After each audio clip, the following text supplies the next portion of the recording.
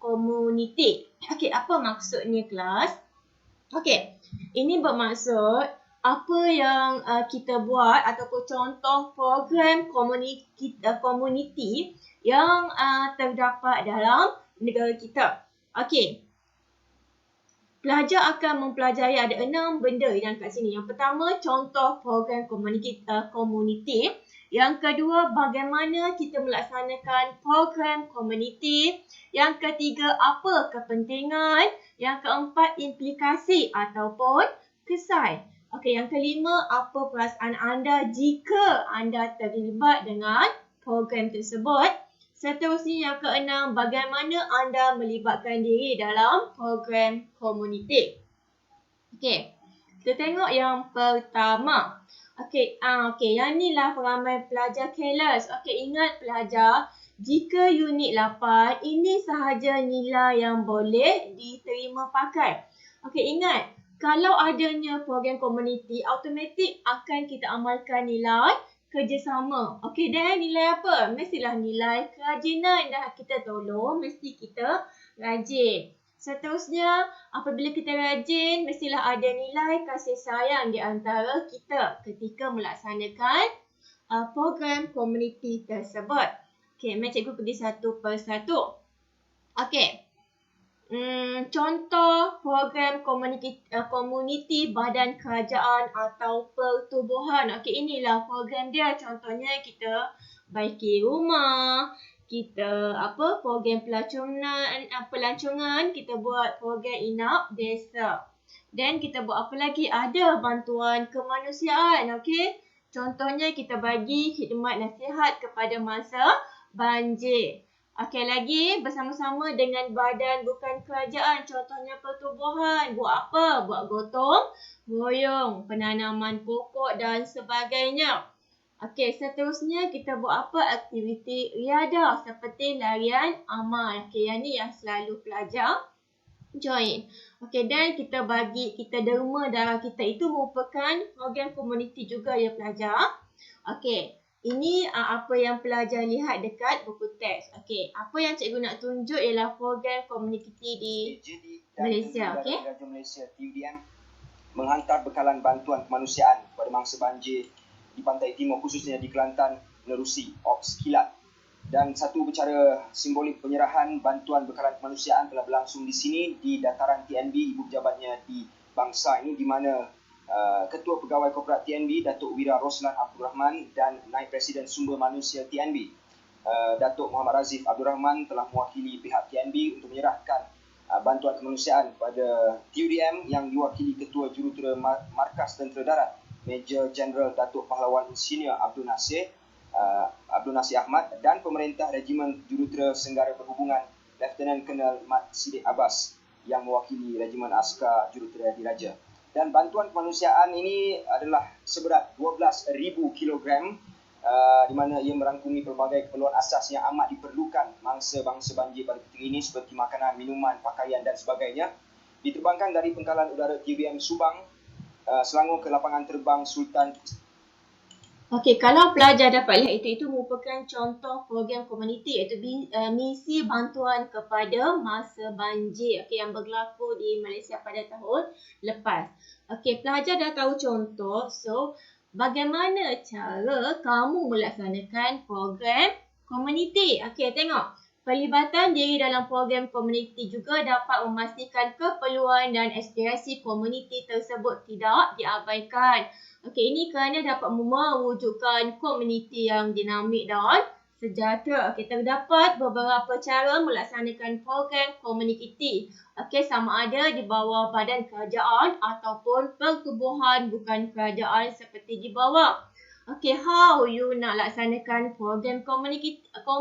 Okey, yang pertama ialah you daftarkan diri sebagai sukarelawan. Okey, yang kedua you sokong. Okey, you sokong semua dasar program komuniti. Okey, yang seterusnya ialah kita juga boleh bagi sumbangan. Okey, seperti pakaian, makanan kepada pihak yang memerlukan.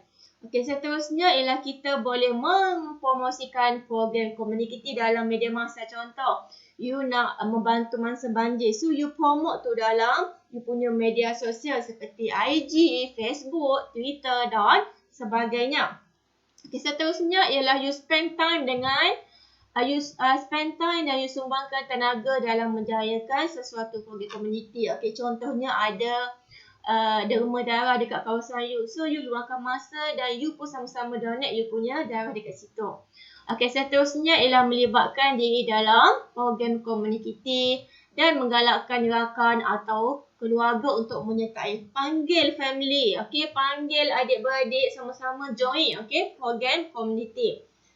Okay, the last kali ialah memberikan sumbangan pengetahuan, okay, kemahiran atau kepakaran untuk melaksanakan program komuniti, okay. Sebab itulah pentingnya kelab, persatuan, okay, pakaian seragam dekat sekolah. If you ada pengalaman melaksanakan program komuniti kat sekolah, so you juga boleh terapkan di luar sekolah iaitu kawasan perumahan anda.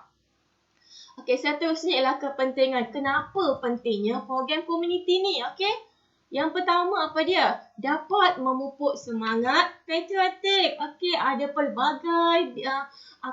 pelbagai kaum ketika kita melaksanakan program komuniti. Seterusnya ialah menghargai harta benda. Apabila you tengok sesuatu banjir, okey, you dah tengok pelbagai kerosakan berlaku kat situ. So, apabila you dapat lihat pelbagai kerosakan berlaku kat situ, so ia akan membuatkan kita lagi menghargai harta benda. So, automatically dapat mengurangkan gejala sosial seperti vandalism. Okay, next ialah membina jalinan kerjasama yang berterusan. Kita ada hubungan yang baik di antara satu sama lain. Okay, seterusnya ialah menjadi inspirasi kepada orang ramai untuk melibatkan diri dalam program komuniti. Okay, tengok apabila kamu dah sertai, so akan menjadi semangat kepada kawan-kawan, kepada ibu bapa untuk sertai program yang you dah sertai. Okey, seterusnya ialah mampu menangani cabaran dalam negara. Okey, the last kali ialah menggalakkan komuniti supaya lebih bertanggungjawab dalam melaksanakan sesuatu program. Okey, kita galakkan komuniti dan mereka automatik akan ada rasa lebih bertanggungjawab apabila melihat kecelakaan yang berlaku terhadap masyarakat lain. Okey? Okey, dah ada kepentingan, dah ada cara. So, apa kesan? Apa kesan jika masyarakat kita tidak melibatkan diri dalam program komuniti? Okey, kesan dia yang pertama ialah golongan yang memerlukan bantuan sukar mendapat pembelaan. Okey, kalau kita tak tolong, golongan tu tak akan dapat bantuan. Okey, dan mungkin juga mereka akan meninggal. Kenapa? Sebab mereka tak dapatkan bantuan yang secukupnya. Okey, seterusnya ialah generasi baharu akan mudah terjebak dengan tingkah laku antisosial. Okey, generasi yang baru ni seperti kamu akan mudah terjebak. Kenapa? Sebab kamu tak melibatkan diri dalam program komuniti. Okey, manusia lebih bersikap individualistik. Okey, kamu pentingkan diri sendiri. Tak kisahlah apa berlaku, nak banjir ke, nak perang ke, ikutlah. Okey, itu kesan dia jika kamu tidak alert dengan isu atau isu semasa. Okey, then hubungan antara masyarakat pelbagai kaum akan menjadi renggang. Okey, inilah sebabnya kita tak nak. Sebab itulah perlunya penglibatan dalam program komuniti. Jika ada penglibatan, hubungan di antara kita akan jadi close. Tapi jika you buat hal you, cikgu buat hal cikgu, hubungan kita akan menjadi renggang. Okey, jurang sosial semakin meluas. Yang kaya, yang miskin akan ada gap dia. Tak boleh lah ya. Okey, next, kelestarian alam sekitar terabai. Okey, beban kerajaan dalam pembangunan komuniti bertambah sebab tak ada kerjasama daripada masyarakat. So, semua kerajaan buat. Tak bolehlah macam tu ya, kelas. Okey, the last kali ialah sikap, prihatin dan timbang rasa dalam golongan masyarakat berkurangan. Tak adanya sikap prihatin. Sebab tu cikgu kata pentingnya program komuniti. Okey. Okey, apa kesimpulan yang cikgu boleh buat ialah ketika pelajar menjawab esei, pelajar tak boleh nak bezakan kesan tu apa, kepentingan apa. Tak boleh. Okey, kelas. Kesan ialah apa akan jadi kalau you tak melibatkan diri dalam program komuniti. Kepentingan ialah kenapa ya pentingnya kita buat ni, apa yang kita akan dapat. Itu ialah kepentingan.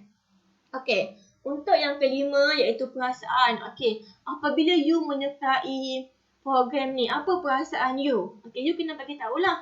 Dan yang keenam ialah contoh program yang you boleh laksanakan. Okey, itu sahaja kelas. Okey, dan untuk tugasan T kita pada hari ini, cikgu akan bagi dalam grup WhatsApp kita.